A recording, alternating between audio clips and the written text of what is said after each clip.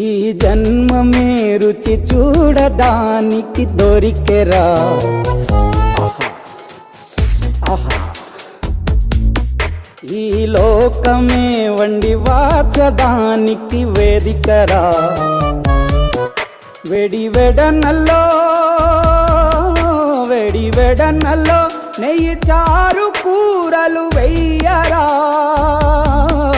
అడ్డ విస్తరిలో 6 రుచులు ఉండగా బ్రతుకు పండుగ చెయ్యరా. ఈ జన్మమే రుచి చూడడానికి దొరికెరా. ఈ జన్మమే రుచి చూడడానికి దొరికెరా. ఈ లోకమే వండి వార్చడానికి వేదికరా.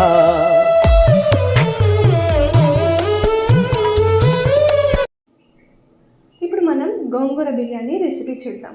ఫస్ట్ ఫ్రెష్గా ఉన్న గోంగూర తీసుకొని కాడలు లేకుండా ఒలిచి కడిగి పక్కన పెట్టుకోవాలి. అలాగే 1 గ్లాసు బాస్మతి రైస్ కానీ నార్మల్ రైస్ కానీ కడిగి నానబెట్టుకోవాలి.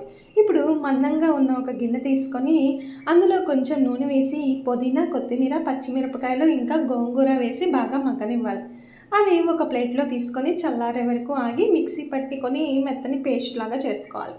తర్వాత ఇంకొంచెం నూనెలో వేసుకొని సన్నగా కట్ చేసుకున్న ఉల్లిపాయలు వేసి అందులో షాజీరా ఇంకా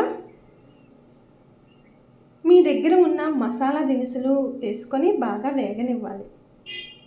ఆ తర్వాత ఫ్రెష్గా దంచి పెట్టుకున్న అల్లం వెల్లుల్లి పేస్ట్, ఉప్పు, కారం, పసుపు, అదే ఉల్లిపాయలు తీసుకున్నాం కదా మనం రాగా, ఆ ఉల్లిపాయలు ఇంకా టమాటాలు, పచ్చిమిరపకాయలు వేసి బాగా మగ్గనివ్వాలి.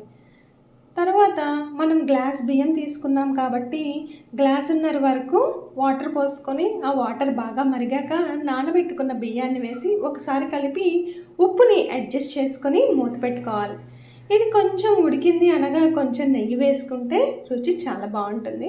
ఇప్పుడు ఒకసారి కలిపేసి మూత పెట్టుకోవాలి.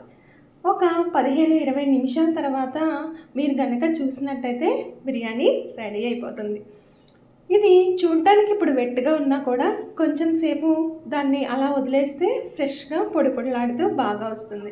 ఇప్పుడు దీన్ని మనం సర్వింగ్ బౌల్లోకి తీసుకొని తింటే పుల్లగా, కారంగా చాలా బాగుంటుంది. మీరు ఒకసారి ట్రై చేసి ఎలా వచ్చిందో కామెంట్ చేయండి. ఈ వీడియో మీకు నచ్చినట్టయితే లైక్ చేసి, షేర్ చేసి, సబ్స్క్రైబ్ చేసుకోండి. Thank you.